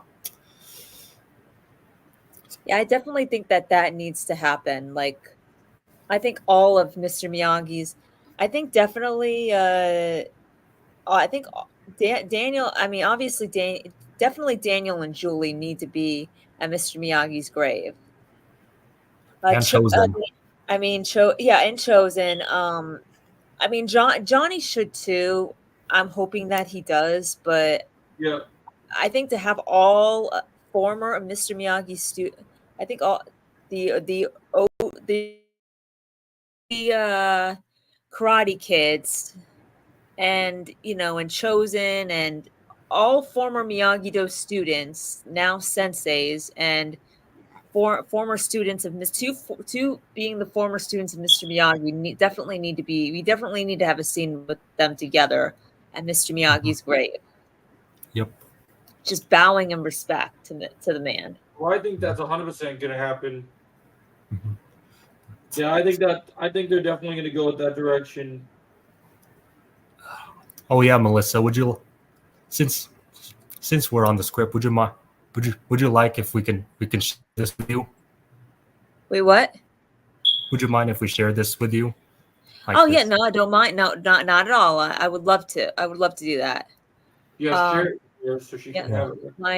My email is melissapass 123@gmail.com. 123@gmail.com. Melissa Pass. Yep, there it is. Yep. Okay. We're wrapping it up. We're almost done. Yep. Now you can look over what and possibly write episode 6. Yeah, definitely. Thank you so much. course. Because I So then feel like I I'm gonna like in the next episode I kind of plan to take a back seat and let you and possibly Chosen shine and write some scripts. Yeah, I want to see what the next stuff happens. Yeah. All right, so now we got 2 more topics before we conclude, which are more theorizing topics. One is an official update, like something that has actually been confirmed. And it should be pretty short. I think we all kind of have the same opinions on the matter. So we heard a couple days ago that Stingray is officially coming back. Mm-hmm. 6. So that's pretty big, right? We kind of didn't know like which returning characters were like pretty much greenlit to appear. I figured he would, but the actor's always been so busy and his schedule is like, it's always so hard to tell what his and like after the last season, I was kind of starting to think like, what is his place? What's his arc in the final season? But I guess his arc is that he's with everybody now. So yeah, I guess that's probably going to come into play. Like he's probably just going to be hanging out Miyagi-Do with everyone. Mm-hmm. Oh man, that'd be great. He would be a great fan of the Miyagi thing. So. I honestly think I honestly could see him as a mascot for Miyagi-Do. I could too. I think he'd be a good mascot. Yeah. You don't think he'll have much screen time? Yeah, they said he was going to complete his full arc, so it depends how long his arc is. Mm-hmm. Does he even have an arc? I mean, because if you think about it, like, what's Stingray's? The writers love him. They love him. They'll find anything to put him in. Yuna and Kumiko, yeah. Yeah, I think agree. they'll watch to see them. Yeah, I would love to see them return. I definitely think we're going back to Okinawa, at least in one episode. Well, you know what? I have a video about this I'm working on. I know Watch Party did a video on this. Yeah. I believe episode 12 could be an entire episode of all in Okinawa for a majority of the shooting because of the fact that, like, I think that a lot of the settings, I don't know who all would go besides probably Daniel, Chosen, maybe Sam, maybe Miguel. I'd like to see some training scenes in Okinawa, though. Yeah. I could see Sam and Robbie going. Say maybe Sam, Robbie, and Miguel going. I don't think Maybe they go. I You can't know see what? They might Tori go. going because of her mom. I Yeah, can't see going. Tori won't go. But you know what I thought about with that group? Maybe they go to get extra training to get ready. Maybe. Think about it. Episode 12 is that's only one episode before the final two happen. So that's 3 episodes. So you got so in 12 they come back at the end of 13 or maybe middle of 13, and then they're here and ready for those final two ground shaking showdowns. That's going to go crazy. So it could be possible to see them there again. I think that would be good. I'd like to see that. I like that idea. They're going to be going to Barcelona before the Saikai Taikai, since we literally saw them filming in Spain. Yeah. Yep. We saw them doing training there. So we know they're definitely going. I do hope they swing by Okinawa before the Saikai Taikai, because I want to actually see them like dive deeper into the origins of Miyagi-Do and like actually like see some Miyagi-Do I struggles. do too. I think there's a lot. You know, I just thought of something though too. What if maybe instead of what if Daniel just brings his kids? Like, what if Daniel, Chosen, and Sam and Anthony go? Mhm. That way, Anthony can see more of the scrolls. Because remember, they teased. They did a pretty good tease of Anthony discovering that scroll. Yep, I think that could happen. He could bring his kids. That could definitely happen. Or maybe bring Miguel and Robbie, since they're also the top fighters in the dojo. I'm just wondering. Yeah. I'm just wondering when they would. My biggest issue is I don't know how they're going to fit it before the Sekai Taikai, because it seems like it's going to be a long tournament. I feel like it's more of an after thing. It could be it could be after. I feel after. I just don't know. Like, I know it's global, and I know we're going to go lots of different places, but I just don't know if we have time. Like 12 is probably going to be like in the third part. Yeah. In the final third 12 part. would be in the third part, and we really can only do one episode where we're not in the valley, because 13, 14, and 15, it's all valley big time. Like, we're instantly in the valley there. Like I think I'm kind of teetering back and forth. What episode do you guys think the wedding's going to happen? Yeah, definitely. Finale. Finale. It has to be the aftermath of the whole fight. Yeah. They're probably going to close that on the bow. That could probably be like one of the last scenes of the series finale, is that they have the wedding. And then this is where like all characters like Ali and Kumiko show up at the wedding. Because I think you want to have the wedding when Silver's already dispatched, because they don't want to have to look over their shoulder and constantly just think that there's another threat emerging. It'll be nice for them to just have some peace, have the wedding, don't have to worry about fighting anybody, just enjoy the moment. Yep. I think that would be great. Graduation, yeah. Glad you brought that up. Wonder when that could happen. Yeah, that's a good take. It's possible. I don't know if we could, like, honestly, I think that the graduation could happen before the wedding, and then we cut like we cut like right to the wedding, and then the final scene is where Johnny and Daniel do the Rocky finale, like where they end it in the similar style that Rocky 3 ended them, on how Rocky 3 ended. You know what I believe? The final scene of the show should be, because it'd be poetic. Right. My idea, and we'll talk about this more when I write episode 15. I believe the final scene is going to be Daniel doing the crane kick and Johnny countering it, and then fade to black. Like, it's not going to. It's going to be Rocky montage. They're going to be training, and it's going to be like. So that if you want, you saw the video of William Zabka doing the training at the dojos, right? Before they started even filming the season. Mm-hmm.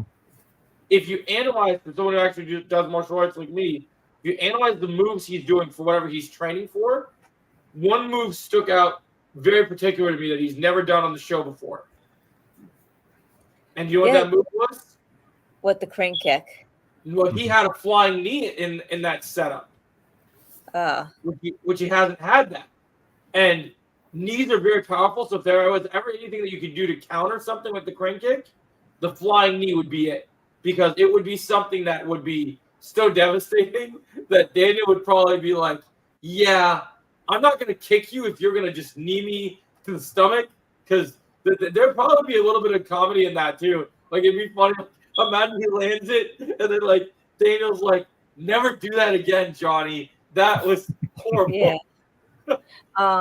But yeah, I think that I think it's probably going to end the way Rocky 3 ended, like with Daniel getting ready to do the crane kick and Johnny getting into a fighting stance, and it just ends like Yeah, like they could do it that way. They could change it. with Daniel like up in like with Dan. It just ends with Daniel up in the air and Johnny getting ready to make a move, and that's it.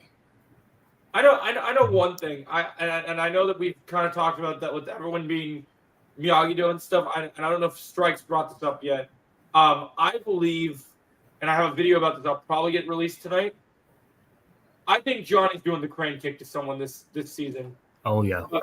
But it's gonna not be like Daniel's crane kick. It's gonna be modified to be Johnny.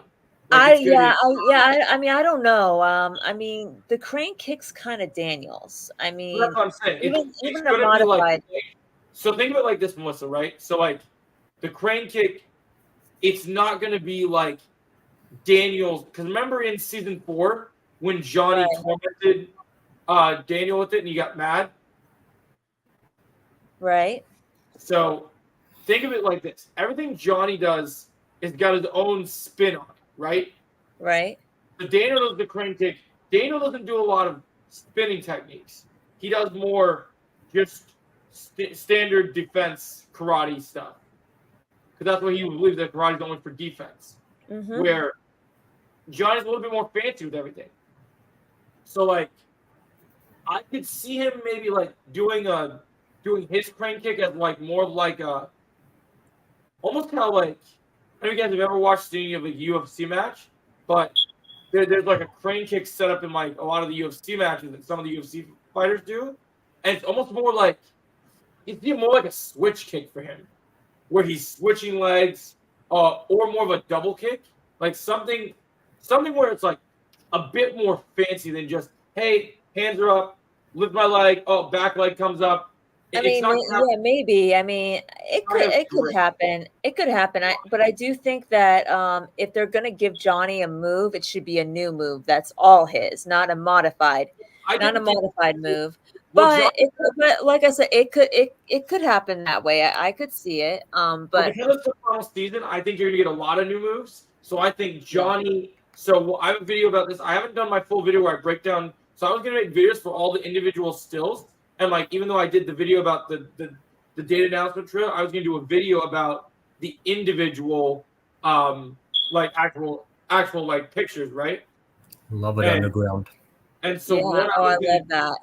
What I was gonna do was specifically about the Johnny and Chosen sparring match, because I actually think that the reason that they're fighting is because Chosen is impressed that when Chosen lost to Silver and was basically needing to get all stitched up, right? Mm-hmm. He didn't see it happen, but he heard about Johnny's reputation with the 5 senseis, right?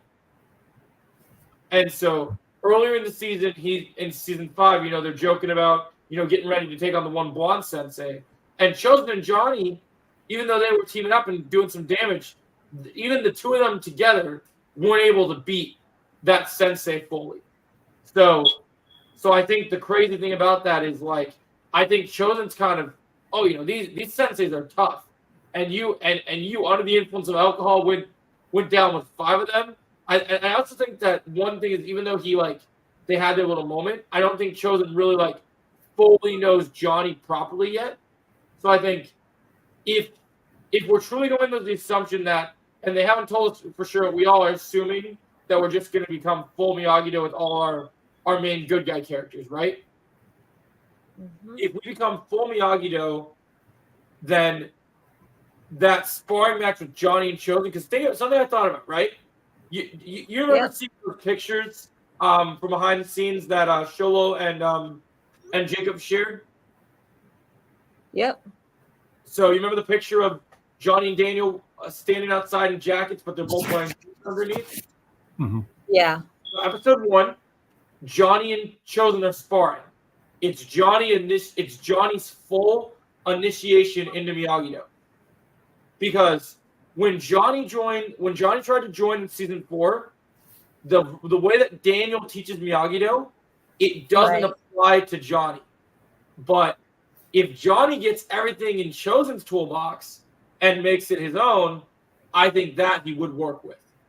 Yeah. So I think Chosen might go, oh, if you're gonna, obviously, yeah, you're cool with us, but like being a Miyagi-Do sensei, he wasn't trained by Mr. Miyagi. He didn't have anyone who taught Miyagi-Do karate. He only knows Cobra Kai and what he made up for his Eagle Fang stuff. You know what I think, Joe? Taught him. Yeah. You know what? I think like this might be an opportunity similar to Daniel and Chosen's fight in season 3. This might be an opportunity for Chosen to introduce a new Miyagi-Do technique that he would use on Johnny to show to the whole class. Yeah, that would be awesome. That definitely would be the causing point, you know. Well, I actually think I think that's definitely going to happen. I think he's going to do a new move, which is how he's going to get Johnny to want to learn it, because Johnny's going to remember. Johnny was busy with his battle. He didn't get to see Chosen and Silver fight. And even though Johnny's got a lot of priorities on his way, he's got a new kid. Ever since that scene where Johnny was getting beaten up by the senseis and he was looking into Silver's eyes, Johnny had this look to me like him and Silver have unfinished business. Like Silver will always be Daniel's enemy. But on that day, obviously Johnny's not happy about the sucker kick that Silver did to him in season. But Johnny really is not happy about Silver in season 5. So I think by the time the finale of season 5 edited into season 6, Johnny's got revenge on his mind. He wants to take care of the kid. He wants to do things, but he's not walking out of season 6 before the credits roll if he doesn't get to land one of those cheap shots on Silver at least once, because he wants that. He wants to be able to get him back for all the pain he's caused him.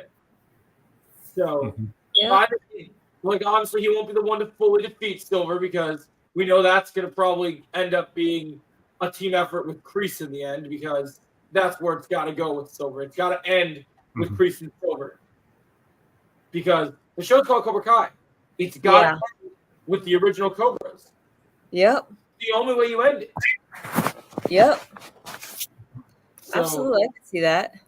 So whether someone's involved and helps is fine, but at the end, it's a sword battle between the two bloody senseis ready to get. Yep. I can already see. I just can't stop thinking about, like, Tyrell's script just made me like, you guys think this script was good? Oh, I got some ideas for the series finale script that, they're good. The series finale fight is gonna make. I love the season 5 Chosen versus Silver fight. The series finale fight is gonna make you forget that fight in a heartbeat. Yeah. Because it's gonna be this brutal. It's gonna make us forget every single fight that has ever taken place in Cobra Kai, and for that split second. I don't care what anyone else says. When all the seasons when all the seasons happen, if that fight is not everyone's number one favorite fight of every season, someone's doing something wrong, because that fight's gonna be insane. Like, it's gonna be absolutely you know what I picture the final battle looking like?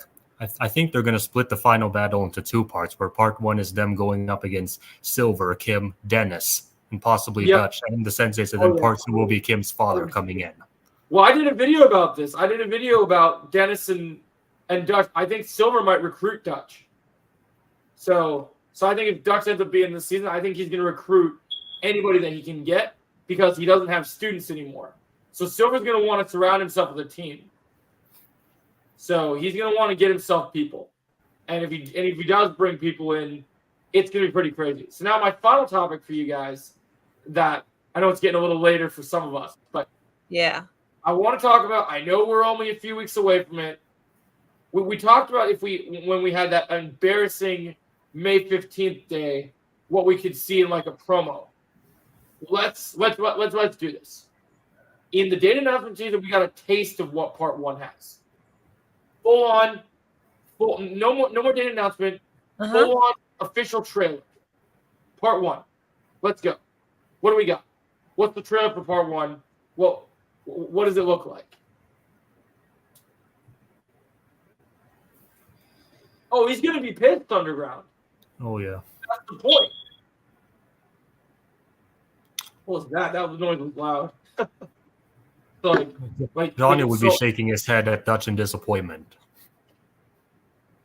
Yeah, so I see. I wasn't really expecting anything on Netflix up front of it. No, I understand Galaxy. I don't think it's bad. I'm just saying in general of like the footage we've gotten so far and what kind of teasers. Yeah, we've I wasn't expecting anything big either. You know. Yeah, no, I kind of looked around like I wasn't mad about it. It was disappointing, but I didn't let myself get disappointed by it because I expected that to happen. I didn't trust Netflix with that, but so. Back on the topic. So I do believe, and I've seen a couple other people say this, I do have a date, and I'm going to do a video about this too. I do believe I have pinpointed the date that I think is the best day to release the official trailer. Mm-hmm. So I believe June 22nd is the date. Yeah. Do you know what June 22nd is? Yeah, that's what me, Chosen, and Melissa were talking about while you were off doing your thing earlier in the stream. So we're all in agreement that's the date? Mm-hmm. Yeah. So what do you guys need to see in this part 1 trailer that gets you absolutely like you want to break it down, you're freaking out. What do you need to see in this trailer that gets you like, if you could pick one, like obviously we can talk about many things. I think we need to see Master Kim. I think hopefully we'll see Master Kim training we'll see their students fighting each other. Training squad. Yeah, I think definitely would be excited. I think we'll definitely see Master Kim. I think we're possibly definitely his father, the father too. Oh yeah, they might tease that too. That's true. It depends. It depends when they want to make that reveal known. I do think we will see because of the significance of it. I do think we will see Master Kim. I think that's a given. I think everybody knows to the top of my list what I want to see. Even though we've seen it behind the jacket, I just want a full shot of Johnny in the full-on Miyagi Dogi. That's all I want to see. It's just that would be amazing. For months. Just oh god. I just can't wait to imagine. That would be awesome. But that's a weekend. Netflix doesn't release trailers on weekends unless it's an event like Taram. Well, Galaxy, that's the question, right? Wouldn't an official trailer release be a reason to announce a specific event or something like that? And sometimes when you think about it, if this is done, if Netflix was smart with their marketing, which they usually aren't, but maybe they are this time, maybe they already thought through that they want to make the trailer release at some sort of event. Like, you never know. And also, you might say Netflix doesn't release trailers on the weekend, but that's the thing. I would say if we're going to get a trailer, I would say we're going to get it on the anniversary of the Karate Kid. I think we're going to get it on the 20th. You think the 20th is the or the 22nd? 22nd, I mean. Sorry.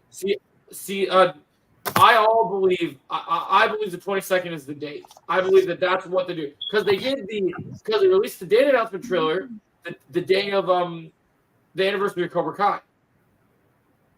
Where if you do this one to honor the Karate Kid, it's perfect. It's the final season. It's the perfect amount of time before the season is literally so close to when we're ready to get part 1. It makes perfect sense. Mm-hmm. Like, just think about it. I mean, yeah, they could release it on the Karate Kid 2, on the anniversary of the Karate Kid 2, or the Karate Kid 3. But I think it's more meaningful and more impactful if they did it on the actual anniversary of the Karate Kid, because that's what started it all. That's what started all of this, and fans need to remember this. It makes it all come full You circle. wouldn't have a Cobra Kai without a Karate Kid. Unexpected plans happen often, Galaxy. So yeah, it's gonna be. I mean, for all we know, we might even be wrong on what date we say. We might say, "Oh yeah, we think it's gonna be the 22nd." They might be like, "Oh no, actually, it's gonna be this day." But I want to believe firmly that they want to plan. They want to give it. They want to do a random day. They want it to be a day that makes sense for the fans to be on the lookout for it. And they want it on a day that's going to make sense. Yeah, they're going to be definitely doing something on the anniversary of the Karate Kid. They're Yeah. going Well, to they did be do the releasing announcement. something. If it's the official trailer, something else. Maybe could not the trailer, but something. They're going to be giving us something. Okay. So let's think this. Yeah. So either say June 20th or 22nd. So I say the Well, 22nd I- because that's I the guess- actual anniversary. good question. Do you guys think that they're going to keep the Julie thing to the vest, or you think we're going to get some promotional? Yeah, I was gonna say that. Like, I think like just like with season 5, they might just like release some photo of her maybe, and Maybe. So Mike Barnes it. yeah, kind of like Yeah. and I also, other than the trailer, I would also love to see like them releasing like official clips, like sneak peeks of scenes Yeah, of yeah. season 6. Oh, I think we'll get the clips. The clips will start to roll out real soon. You know, I'm not surprised that you mentioned that because I already saw. What was it I saw? Yeah. So that would make sense. I wonder. The other thing that's on my list is because we only got 2 episodes of him last season. I really want to see Barnes in the trailer. I really want to see some scenes with Mike. Really hoping for Mike stuff. I really want to see Mike training the students. That would. I think like he I I want- think he would I want it definitely to be like, provide a lot of good. I want to see I want to see him. I want to see like a clip of him training the students. I think he could have some very valuable insight, provide some very powerful insight, and how they fight. Oh yeah. Yeah, Mike's gonna be the key to prove that our good heroes are gonna actually have to be mean in this tournament. Like they're gonna have to fight dirty just to be able to win. Yep. Because these people are mean. I'm trying to think who's the nicest person in Miyagi-Do that have the hardest time adapting to Barnes's, how would we say, extreme Dimitri. techniques. I would say Dimitri. I heard I'd about say that Dimitri. underground. You think Dimitri? Yeah. Do you think Dimitri would absolutely shit himself Dimitri Mike Barnes? or Sam. Dimitri or Sam. No, I would say Sam because she can already adopt Johnny's look. Yeah, I of would. stuff. But would she go that hard though? I mean, Mike's an acquired goes- taste, so Mike is like, ooh. yeah. Would she actually go that hard? I mean, She could if she feels like she has to. yeah, maybe. So I actually say Dimitri. Dimitri and Bert. Not possibly. that he's gonna have him a hard time, but I think the characters that have the best interaction between sensei and student this season that we've not seen Yeah. is I think Barnes and Hawk are gonna be the best. Yeah. I can't wait for that Yeah. pairing. I think Yeah. that is gonna be awesome. Yep. But I say Dimitri and Bert would probably be like, No, Nice. Bert's been taken to the ringer so much already that they really ought to make Mike pound him into shape. that's what I mean. It's like he's gonna be too nice. He'll be too nice where Mike is concerned. Yeah. It'll be like drill sergeant mode. You don't even want to fight me, you little pig. Yeah, Chosen. I would love to see that too. Barnes turning Imagine Mitch Barnes said- and beating Yeah. the shit out of him. Chris also qualifies as well. Like he's Yeah, also I mean, I'd imagine Johnny could pass Mitch over to Mike, considering the fact that Johnny might not want anything to do with Mitch after Yeah. season 5. He might no be like, one's probably gonna want anything to do with like none of the senses are probably not gonna want to train Mitch. So like here he's your imagine he- they fist bumping each other. he's your penis breath now. Yeah, imagine they're fist bumping each other. Johnny's like, okay, you can train him, but please make sure you kick this pansy bitch in the face for what he did to us last season. Mike is Right. like, that's what I'm talking about. You actually see him repeat his lines like, your karate is a joke. There's nothing I can't counter. If the senseis are really going to train for the Sekai Taikai, you know what we need to see, since we already had so many good Rocky references in this season or in the previous seasons? I want Johnny and Mike in the gym, just like hardcore American style karate, like just going crazy. Like, oh yeah, can you picture Mike? Can you picture Mike getting a load of Johnny's Eagle Fang Dojo? Oh my gosh, he would love it. That'd be like Playland for him. Oh, Mike's gonna definitely give him advice for the tournament. He's gonna give all the students advice. Mm-hmm. All of them. They're all gonna get their chance to train under each sensei. Imagine if one of the students actually used the Mike Barnes line in the tournament. Imagine Robbie or Hawker are having a hard time with this dude, and then they fight an easy opponent, but they're giving them a hard time. They're finally just sick of their shit, and then you get you maybe it's Robbie's having trouble or Hawk's having trouble, and then you just get oh, hold on, I let my fiance and she's locked outside. Be right back. I think I accidentally locked out. Yeah. Galaxy, I can definitely see Mike and Johnny being bros. Yeah, yep, I could definitely see that. Just imagine he's in the tournament. There's nothing you got that I can't counter. Yeah, Ronnie's a joke. Bro, Mike and Johnny would be bros. Oh, you know it. They're gonna be total bros. And you know why I think they're gonna. You know what I think is gonna be one of their biggest topics in terms of bros. what? Johnny's gonna go to Mike. He's like, "Oh, I hear you're single now. You know, I know my wedding's coming up soon. I'll make sure Allie's at the wedding for you, so you can have a little fun." It's like Mike's wife did leave him. I was going to say, man, you don't leave Mike Honestly, Barnes. if she left him over that, then he's better off without her. I'm sorry, that for her to blame Mike for that fire was totally uncalled for. It wasn't his fault. I agree. Similar with what Amanda did to Daniel, but it's even worse, to be honest. But the thing of it is, though, Amanda was always going to come back. I mean, yeah. But I mean, listen, I've stated I love Amanda, but I've stated several times leaving was wrong on her part. Yeah, it was wrong on her part. Okay. She should not have left Daniel. No. And just imagine if that was the last. Just imagine, think about it like this. Imagine if that was actually the last conversation she had with Daniel. Imagine if Silver killed Daniel in season 5, episode 5, in that fight.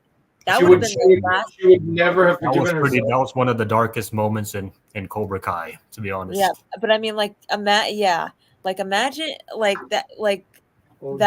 would have been the last conversation that they would have ever had. And that would have been devastating. And Amanda would have had no one to blame but herself. Yep. She would kind of have blood on her hands. She would blame Silver, but the truth is, because that was the last argument that they had, that was the last conversation. Her leaving, she'd have no one to blame but herself. And to be honest, I mean, I don't even blame the kids for going with Amanda, because I don't think she gave them a choice. I mean, you could tell. She went with us. That was pretty straightforward. Yeah, I mean, she totally, you could totally tell Sam did not want to be there. She wanted to go back home. She wouldn't even speak to Amanda. Just imagine if Sam and Anthony were in on when Daniel and Amanda were arguing. Just imagine what Sam would have said to Amanda if she was in that scene when they were arguing. Yeah. Honestly, I think that if Amanda would have given her the choice, if given the choice, Sam would have stayed. Yeah. Because she knows exactly what Daniel's going through. She's been through it. But if Sam would have stayed, of course, Jake, then Amanda would have been in deep trouble in that bar scene. Well, no, not necessarily. Not necessarily. She could have just thrown, Anthony could have just jumped right in there and just taken the kick for his mom. At that stage, Anthony wasn't trained enough. No, but that's what I mean. Is like she could have just grabbed Anthony and just like thrown Anthony into Elizabeth. So that's great. You want her to be a worse mom than she already is. You want her to like just take a kick her or something worse. I'm just kidding with that. Jake is here. Yeah, Jake, we're pretty much wrapping up right now, but I guess you can come up for a couple minutes. I'm gonna be getting off in a little bit because I gotta do another meeting after this. That's really important. But we're probably gonna have the stream last for probably about say 5 to 10 more minutes. 10 minutes, maybe. Yeah, 5 minutes. Yeah, sorry, Jake. You missed you missed out on the part where I just read that script. He can watch it on replay. It's fine. Yeah, and I also think that they should have had a scene where Amanda just apologized to Daniel for not believing him about. We're just wrapping up. For not believing him about Silver. I gotta go to a private meeting after this. Hi. What's good, Jake? Yeah, you missed it. Let's watch it on replay. I had to work tonight, so. Yeah, that's okay. You missed it, man. You gotta watch this on replay. This stream was crazy. Yeah, I was noticing in the chat that someone showed up multiple times. And multiple times he was banned. Yep. He missed me. I went off on him. I literally told him he can keep coming with all the accounts. I will just keep banning every single one every single day. So. Yep.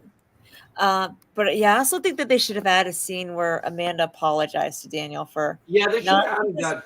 And that never showed up in the deleted scene. What?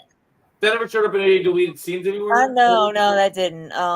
But I mean, like, seriously, after everything that she's been through with Cobra Kai at this point, and her finding out that he was right about Kreese 100%. Like, why would she doubt him again about Silver like this? Yeah. And to be honest, she's been married to Daniel for like about 20 years. Why is she listening to a man that she's only known for 10 minutes? Right. Over her own husband. It's just dumb. It's like, trust a man over your own husband. What kind of wife does that? Yeah, I don't know. So some of those decisions are weird. Yeah. I mean, don't get me wrong. I love Amanda. I absolutely love Amanda's character. I love how grounded she is, and I love how she sees things through the eyes of the audience that hasn't really is sort of just like tuning in. So I kind of like. So I still love her character, and I'm looking forward to see the reason why I say like season 4 is like her probably the best role, where her character was probably the best, is because for the first time she was actually seeing things from multiple perspectives and not just one. Thank you, Underground. I'm glad you liked it. And to be honest, like first half of season 5, she was kind of annoying because it was like she didn't even bother to get Daniel's side of the story. I still don't understand how, like, I get that she like has a company to run and she has a lot of stuff, like she's trying to just be an adult and do whatever it is. Right. How do we go 5 seasons and this karate incidents keep happening? Her house is literally broken into multiple times. Things are being snakes are being put into the dojo that she's supposed to help. Not the dojo. The auto shop that she can help run. At what point does Amanda just go, okay, Daniel, you're my sensei, train me? Because I talked about this. I think the purpose of Amanda's character is to just be more just like a karate adjacent. Like she's around karate, but she doesn't do karate, so she kind of understand, to be more like to see everything through the eyes of the audience. What happens if you get a real mastermind that goes off the deep end like Silver, who wants to capture the wives and goes completely loony and crazy, and she has no defense? Well, then they're screwed. Then That's they're what I'm screwed saying. because Carmen doesn't know. I'm Carmen not doesn't saying know karate. I'm not saying she has to be a sensei, but everybody takes self-defense classes for the purpose of self-defense. It's like she doesn't have to be a master. She just should know, or at least carry a taser in her purse or something. Like, Well, I think if she were going to learn karate by now, she would have learned. She's been, like I said, she's been married to Daniel for about 20 years. So Just imagine if it's like Julie she doesn't teaches really need to Amanda. how do you marry? karate. She doesn't need to really not do always. karate. But that's the thing. Daniel's not always around her. So when she goes public places by herself, she needs a little something. Yeah, Just I mean, I imagine don't if know. Julie Like teaches her.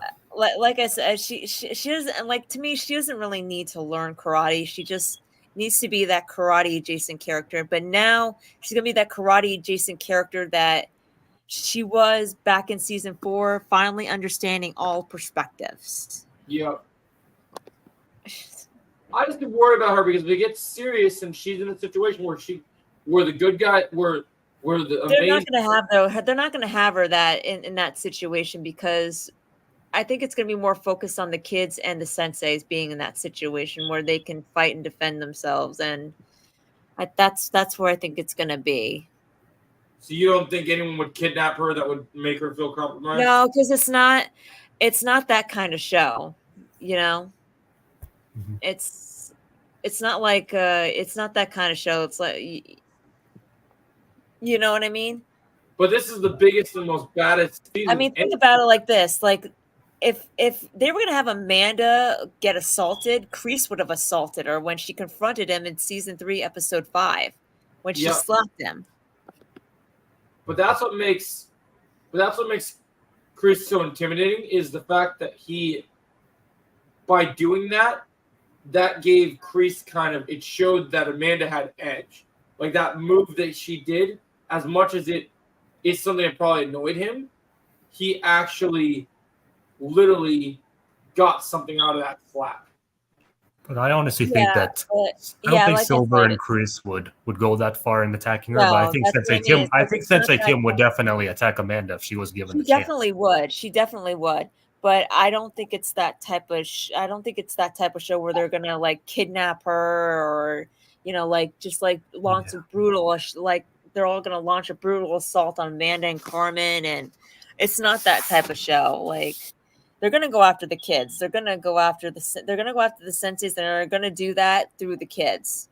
Yeah. They're gonna get. They've all got. They're gonna go after the kids and the senseis. They're gonna be their main targets. I guess I'm not worried about Amanda because the only person I'm really worried about, especially with her being pregnant, I am a little worried about Carmen if a certain someone decides to Yeah.